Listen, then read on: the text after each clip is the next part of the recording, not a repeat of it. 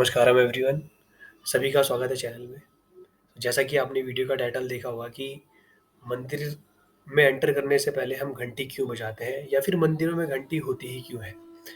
तो इस सवाल का जवाब देने से पहले मैं आपको ये बताना चाहूँगा कि या फिर आपको ये पता होना चाहिए कि हम मंदिर जा क्यों रहे हैं। मंदिर में ऐसी क्या चीज़ है जो हम रोज़ सुबह-सुबह वहाँ जाने की बात करते हैं या बहुत सारे लोग रोज़ सुबह-सुबह मंदिर जाते हैं। सो जितनी भी चीज़ें मैं आपके सामने यहाँ पर रखने वाला हूँ, सबसे पहली बात तो ये है कि अब ये चीज़ें मेरे एक्सपीरियंस पर उतर चुकी हैं। हालाँकि मैंने इनके बारे में पहले काफ़ी जगह पढ़ा था, बट अब ये मेरे एक्सपीरियंस पे उतरी है और साथ ही साथ जितनी भी ये चीज़ें मैं यहाँ पर रखने वाला हूँ आपके सामने, काफ़ी रिसर्च के बाद आई हैं। बचपन से मैं ढूँढता हुआ आ रहा था चीज़ें, काफ़ी जगह मैंने पढ़ी भी, शायद आपने भी ये पढ़ा हो। बट जब आप मेरा एक्सपीरियंस सुनेंगे, उसके बाद जब आप मंदिर में दोबारा से एंटर करेंगे, तो शायद इस बार कुछ अलग प्रभाव होगा। आशा यही करते हैं। सो मंदिर जाते क्यों हैं? क्योंकि मंदिर एक ऐसी जगह है जहाँ पर एक शक्ति हम लोगों ने या पंडितों ने या कोई बड़े जो योगी हुए, उन लोगों ने एक शक्ति स्थापित करके वहाँ रखी है। उस शक्ति को ग्रहण करने के लिए हम लोग हर दिन मंदिर जाते हैं। जैसे सर्दियों में कमरे के अंदर अगर आप बैठोगे तो आपको ठंड लगेगी, दिन की बात अगर करो या सुबह की बात करो। अगर धूप निकली है तो आप बाहर जाते हैं, धूप सेकते हैं थोड़ी देर, उसके बाद जाकर आप अपने काम करते हो। इसी तरीके से मंदिर एक ऐसी जगह है जहाँ पर एक शक्ति, एक एनर्जी का सोर्स है।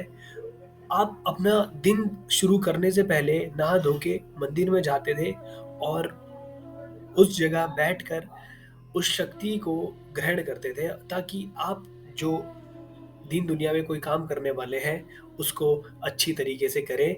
जो आपकी कैपेबिलिटीज़ हैं, अपनी जो क्षमता है, उससे अधिक आप काम कर सकें। इसीलिए आप वहाँ जाकर वो शक्ति लेना चाहेंगे। जितनी ज़्यादा आपके पास एनर्जी होगी, आप उतने अच्छे से चीज़ों को दुनिया में कर पाएँगे। चाहे फिर आपको पढ़ाई करनी हो, चाहे कुछ भी करना हो, बिज़नेस करना है, कुछ भी करना हो, ये सारी चीज़ें आपको करने में मदद मिलती है जब आपके पास एक हायर सोर्स ऑफ एनर्जी हो। और ये डेली लेवल पे मैं अब एक्सपीरियंस कर सकता हूँ और ऐसे बहुत सारे लोग हैं जिन्हें मैं जानता हूँ, जो डेली या तो साधना करते हैं या अच्छे टेम्पल्स को विज़िट करते हैं, जहाँ पर एनर्जी जो है वो बहुत अच्छी तरीके से मेंटेन करी गई हो। सो अब जब आप उस टेम्पल में जा रहे हैं, तो वहाँ सबसे पहले जाके आपको घंटी बजानी है। तो अब लोगों के दिमाग में ये भी आ सकता है कि वहाँ पर कोई शक्ति रखी है, चाहे देवी की फॉर्म में हो, चाहे देवता की फॉर्म में हो। आप घंटी बजा रहे हैं तो आपके दिमाग में भी आ सकता है कि आप एक तरीके से दरवाज़े, जैसे किसी के घर में हम घुसते हैं तो दरवाज़ा खटखटाते हैं और उसके बाद ही हम अंदर जाते हैं। तो आप घंटी बजा रहे हो और एक तरीके से आप परमिशन ले रहे हो, या एक तरीके से आप ये बताना चाह रहे हो कि मैं अंदर आना चाहता हूँ, और फिर जाके आप अंदर जा सकते हो। आप इसको इस तरीके से भी देख सकते हो। इसमें कोई ठीक है, इसको इस तरीके से भी देखा जा सकता है। पर आप इसको अगर दूसरे तरीके से देखें कि जब आप घंटी बजाते हैं तो एक साउंड निकलता है, और वो साउंड अगर आपने देखा होगा तो बड़ी तेज़ से कानों में चुभता है।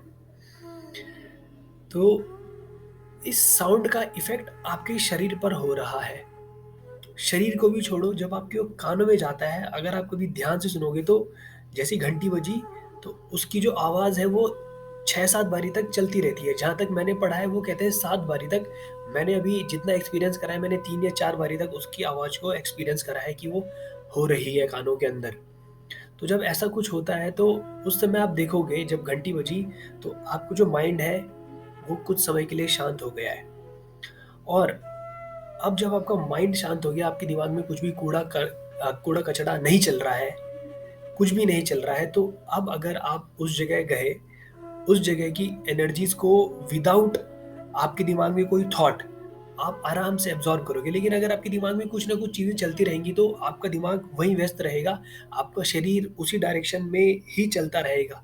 तो आप जिस जगह गए हो, उस जगह की एनर्जीज़ को आप एब्ज़ॉर्ब उतने अच्छे से नहीं करोगे, जितने अच्छे से आप अपना दिमाग खाली होने के समय कर सकते हो। जैसा कोई बच्चा अगर पढ़ाई करना एक क्लास में बैठा है और वो घर से डाँट खा के आया है या किसी से लड़ के आया है, तो उतनी अच्छे से पढ़ाई नहीं कर पाता।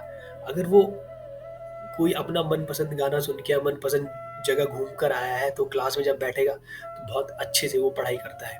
ये इसी तरीके से इसको मैं एग्ज़ाम्पल दे सकता हूँ, ज़्यादा और टेक्निकैलिटी में मैं जाना नहीं चाहता। हम चीज़ों को बहुत ईज़ी रखेंगे यहाँ पर, बहुत आसान शब्दों में रखेंगे। अब एक और चीज़ यहाँ पर मैं जोड़ना चाहूँगा। ये सारी चीज़ें शायद आपने आज से पहले सुनी होंगी, बट जो मैं यहाँ पर बताने वाला हूँ, अब इसको आप और ध्यान से सुनिएगा। अ, ध्यानलिंगम टेम्पल के बारे में शायद आप सभी लोगों ने अब तक सुन लिया होगा। अगर नहीं सुना है तो ध्यानलिंगम टेम्पल सद्गुरु के द्वारा क्रिएटेड प्राण प्रतिष्ठित एक मंदिर है, जहाँ पर एक लिंग है जिसमें सातों चक्र उनकी हाईएस्ट एनर्जी पर कॉन्सेक्रेट करे गए हैं या फिर प्राण प्रतिष्ठित करे गए हैं। सो ध्यानलिंगम को जो मंदिर है, सद्गुरु बताते हैं कि उस मंदिर में आपको किसी पूजा पाठ या किसी भी रिचुअल की ज़रूरत नहीं है, क्योंकि ध्यानलिंगम अपने आप में संपूर्ण है और उसकी जो एनर्जीज़ हैं वो अपने आप में पूर्ण है। उन एनर्जीज़ को आपको मेंटेन करने के लिए वहाँ जाके कोई पूजा पाठ या कुछ ऐसा नहीं करना है, वो अपने आप में पूर्ण है। जैसे मानो कि आपने साक्षात शिव को वहाँ पर बैठा रखा हो या फिर शिव ही साक्षात वहाँ पर बैठे हुए हैं। तो जब किसी भी मंदिर में इतनी बड़ी शक्ति रखी हुई है, तो सद्गुरु बताते हैं कि ध्यानलिंगम एक योगी की तरह है, और अगर हमने उसको खाली छोड़ दिया, टेम्पल को खाली छोड़ दिया कुछ समय के लिए, तो वो ध्यानलिंगम की जो एनर्जीज़ हैं, वो ग्रो करती जाएँगी और धीरे-धीरे उसके इर्द-गिर्द एनर्जी की दीवारें लगती चली जाएँगी। तो अब मानो कोई बहुत सारे लोग रिसेप्टिव होते हैं, ग्रहणशील होते हैं, लेकिन कुछ लोग ही ग्रहणशील होते हैं और काफ़ी सारे लोग, मतलब ज़्यादातर लोग ग्रहणशील नहीं होते हैं। तो अगर आपको ध्यानलिंगम में जाना है और ध्यानलिंगम के टेम्पल को आपने कुछ समय के लिए, कुछ घंटों के लिए खाली छोड़ रखा था, तो अब ध्यानलिंगम की जो एनर्जीज़ हैं, उन्होंने एनर्जी की चारों ओर ध्यानलिंगम की वॉल या दीवारें लग चुकी हैं। और अब अगर कोई इंसान वहाँ घुसता है मंदिर के अंदर, तो अगर वो ग्रहणशील हुआ या फिर उसने अपने शरीर को इस तरीके से तैयार किया है कि वो एनर्जीज़ को ग्रहण कर सके, तो वो वहाँ जाकर उन एनर्जी को ग्रहण कर सकता है, क्योंकि वो एनर्जीज़ जो है बहुत ही सूक्ष्म रूप ले चुकी है।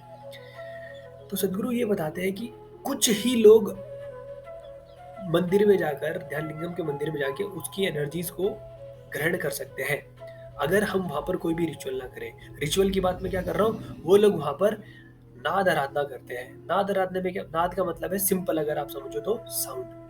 वो नाद आराधना करते हैं वहाँ पर।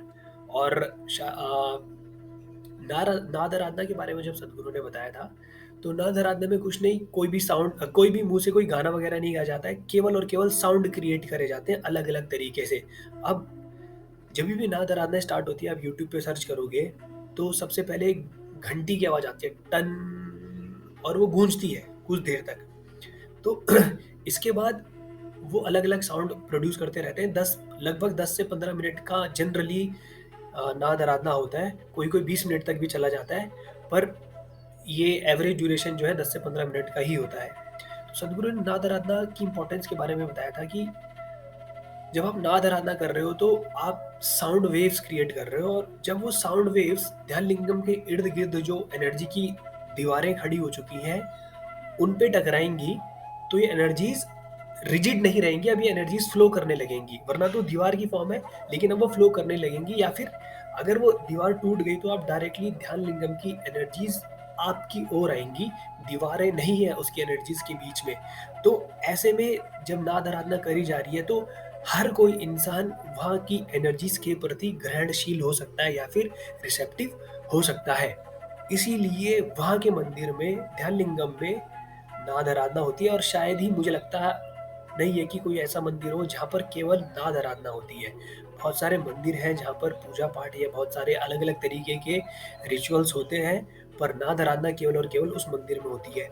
अगर अब मैं यहाँ से आपको कनेक्ट करने की कोशिश करूँ कि हर मंदिर के अंदर घंटियाँ क्यों लगाई जाती हैं, क्योंकि ज़्यादातर जितने भी भारतवर्ष में मंदिर, आप अगर आप देखोगे, पुराने मंदिर देखोगे, तो वो बहुत ही उच्च स्तर के ऊर्जा स्थल है।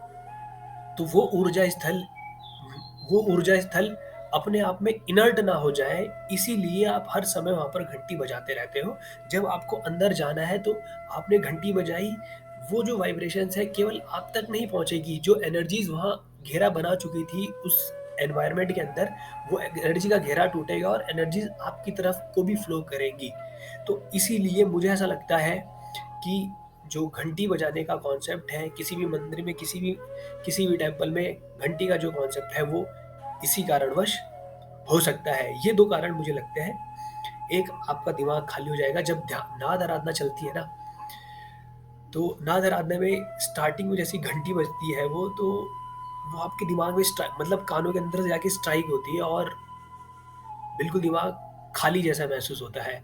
अब जब आप खाली हो चुके हैं, आपके दिमाग में कुछ नहीं चल रहा है, तो अब आप चीज़ों को बहुत अच्छे से एब्ज़ॉर्ब कर सकते हो। हालाँकि केवल दिमाग की बात नहीं होती है, आपकी बॉडी भी रिसेप्टिव होनी चाहिए। लेकिन बॉडी को रिसेप्टिव बनाने के अलग-अलग तरीके हैं, बट ये जो बेसिक चीज़ है, हर कोई इंसान किसी मन वो टेम्पल्स बनाए इसलिए गए हैं ताकि जो इंसान कोई साधना नहीं कर रहे हैं, वो वहाँ जाएँ, वहाँ बैठें, कुछ समय बिताएँ और वहाँ की एनर्जीज़ को एब्ज़ॉर्ब करें। जैसा कि मैं आपके सामने एग्ज़ाम्पल देता हूँ, श्री रामानुजन के बारे में आपने ज़रूर सुना होगा। दुनिया भर के जो टॉप मैथमेटिशियंस हैं, उनमें उनका नाम आता है। उन्होंने ब्लैक होल थ्योरी की मैथमेटिक्स दी थी, जो मैथमेटिक्स आज की डेट में साइंटिस्ट अभी सॉल्व कर रहे हैं, उनसे वो सॉल्यूशन नहीं हुआ है। उन्होंने इक्वेशंस दे दी थी केवल, रामानुजन ने केवल इक्वेशन दी थी। अब उन इक्वेशंस का जो प्रूफ है, वो साइंटिस्ट, मैथमेटिशियन अभी कर रहे हैं। रामानुजन के साथ ये था कि वो किसी भी चीज़ की इक्वेशन लिख देते थे। जब उनको अ, कैम्ब्रिज में ले जाया गया, इंग्लैंड में लेकर जाया गया, तो वो वहाँ के मैथमेटिशियंस जो थे, उनके सामने केवल इक्वेशन लिख देते थे। तो उन्होंने बोला कि आपका नाम हम किसी भी ऊँचे स्तर तक इसलिए नहीं लेके जा सकते क्योंकि आप केवल इक्वेशन दे रहे हो, इसका प्रूफ नहीं दे रहे हो। तो फिर रामानुजन ने उनके प्रूफ करने भी स्टार्ट करे थे, लेकिन जिस समय वो अपनी डेथ बेड पे थे, उन्होंने केवल और केवल इक्वेशन लिखे जा रहे हैं, लिखे जा रहे हैं, लिखे जा रहे हैं, मैथ उगल रहे हैं। तो जब उनसे पूछा जाता था कि आप इतनी मैथमेटिक्स कहाँ से ला रहे हो? कहाँ से आ रही है इतनी मैथमेटिक्स? तो उन्होंने बताया था कि जो मेरी देवी हैं, वो मैथमेटिक्स उगलती हैं, मतलब वो मैथमेटिक्स लाकर मेरी जेब में रखती हैं और मैं सीधा-सीधा ये मैथमेटिक्स उतार देता हूँ। अब उनकी देवी की इतनी कृपा उनके ऊपर कैसे हो गई? क्योंकि वो उनके यहाँ जो मंदिर था उनकी देवी का, वो वहाँ पर अपना ज़्यादातर समय बिताया करते थे। एक मूवी है, the man who new infinity, आप सर्च करोगे तो ये मिल जाएगी, इंग्लिश में मूवी है। ये रामानुजन के बारे में पूरी मूवी आपको देखने को मिलेगी। ऐसे बहुत सारे लोग हैं, जैसे छत्रपति शिवाजी का नाम भी आपने सुना होगा, वो भी देवी की पूजा करते थे। उसको भी छोड़ दो, मेघनाद का नाम सबने सुना होगा। मेघनाद, रावण के पुत्र, इंद्रजीत। यहाँ पर कोई अच्छा या बुरा नहीं देखना और ये भी जज नहीं करना मेरे को कि मैं मेघनाद का नाम ले रहा हूँ यहाँ पर। केवल मेघनाद की अगर मैं बात करूँ तो मेघनाद ने निकुंभला देवी को सिद्ध करा हुआ था। मतलब उसकी जो शक्तियाँ उसके पास आ रही थी, वो निकुंभला देवी से आ रही थी। ऐसे ही अगर आप बर्बरीक का एग्ज़ाम्पल लो महाभारत में, उसके पास, बर्बरीक के पास भी 3 तीर थे जिनसे वो नरसंहार कर सकता था, मतलब वो अजेय था। वो उनके उसके पर बर्बरीक के पास शक्तियाँ कहाँ से आई थी? उन्होंने भी अपनी देवी को सिद्ध करा हुआ था। ऐसे कई एग्ज़ाम्पल आपके सामने दिए जा सकते हैं। तो आप एक्चुअल में कर क्या रहे हो? उन शक्ति स्थलों का, ज़्यादातर भारतवर्ष में आपको शक्ति स्थल देखने को मिलेंगे, हालाँकि ज्योतिर्लिंग भी देखने को मिलते हैं, 12 ज्योतिर्लिंग हैं, शक्ति स्थल ज़्यादा है, 54, 108। तो अगर आप शक्ति स्थलों को देखोगे, शक्ति पीठों को देखोगे, तो वहाँ पर देवी की फॉर्म रखी गई है, देवी रखी है, देवी उन जगहों पर स्थापित है, या देवी ने अपने आप वहाँ पर आकर वास किया है। तो आप ऐसी जगह जाएँ, कुछ समय, आधा घंटा, 20-30 मिनट ज़रूर वहाँ पर बिताएँ, क्योंकि ये एनर्जी स्पेसेस हम लोगों के लिए क्रिएट करे गए हैं। इनका पूर्णतः फ़ायदा उठाएँ और जब आप मंदिर जाएँ तो आपको ये मालूम होना चाहिए कि मंदिर जा क्यों रहे हो और जाना कैसे है। मैंने इसके ऊपर पूरी डिटेल्ड वीडियो बनाई है, वीडियो सीरीज़ बनाई है, 3 या 4 वीडियो है। वीडियो वीडियो है उस वीडियो सीरीज़ में, आप उन वीडियोज़ को ज़रूर देखें। फिर भी मैं यहाँ पर आपको बता देता हूँ कि जब भी आप मंदिर जाएँ, तो पहली बात तो नहा कर जाएँ, ज़ाहिर-सी बात है। नहाकर इसलिए जा रहे हैं कि ताकि आपकी बॉडी का शुद्धिकरण हो जाए। जब आप पानी आपके शरीर पे के ऊपर से उतरता है, तो वो भूत शुद्धि का एक तरीका है। तो भूत शुद्धि होती है। तो जब आपका एलिमेंट क्लीन हो जाएगा, तो अगर आप किसी शक्ति के पास जा रहे हो, तो वहाँ की एनर्जीज़ को आप अच्छे से एब्ज़ॉर्ब कर सकते हो। दूसरा, जब आप मंदिर जाएँ, तो आपका सर गीला होना चाहिए, ऐसा बताया जाता है, क्योंकि आह, गीले सर अगर आपका सर गीला होगा, तो आप एनर्जीज़ को बहुत अच्छे से एब्ज़ॉर्ब कर सकते हैं। वैसे तो ये कहा जाता है कि अगर आप हो सके तो पूरे कपड़े गीले करके जाएँ, पर ऐसा जनरली पॉसिबल नहीं होता है। तो आप अपना सर गीला लेकर ज़रूर जा सकते हैं। जैसे गुप्तकाशी का टेम्पल है, वहाँ पर आप देखोगे तो वीडियो आपने देखी होगी, वहाँ पर 2 जगह से पानी आता है, गंगा और यमुना। तो वो इसीलिए रखा गया है वहाँ पर, ताकि जभी भी कोई टेम्पल में आए, या तो वो नहा के जाए, या फिर एट लीस्ट अपने सर गीला करके जाए। और हो सके तो जो लोग किसी साधना वगैरह, कोई कुछ भी प्रैक्टिसेस करते हैं, वो अपनी प्रैक्टिसेस मंदिर के परिसर में जाकर ही करें। तो आई होप कि ये चीज़ें मैं आपके सामने रख पाया हूँ, और अगर किसी को किसी भी चीज़ से अगर ठेस पहुँची हो, अगर मैंने कुछ ऐसा बोल दिया हो, तो कृपया आप बुरा ना मानें। ये किसी को ठेस पहुँचाने के लिए नहीं, आप अपने कॉन्सेप्ट क्लियर रखें, आप वहाँ पर जाएँ, देवी-देवताएँ जो भी हैं, उनकी जो शक्तियाँ हैं, उनको ग्रहण करें, ताकि आप एक अच्छे मनुष्य और अच्छे व्यक्ति के रूप में संसार के सामने आ सकें, और आपकी जो क्षमताएँ हैं, वो क्षमताएँ निखर कर आएँ। तो मिलते हैं अगली वीडियो में, तब तक के लिए नमस्कारम, धन्यवाद।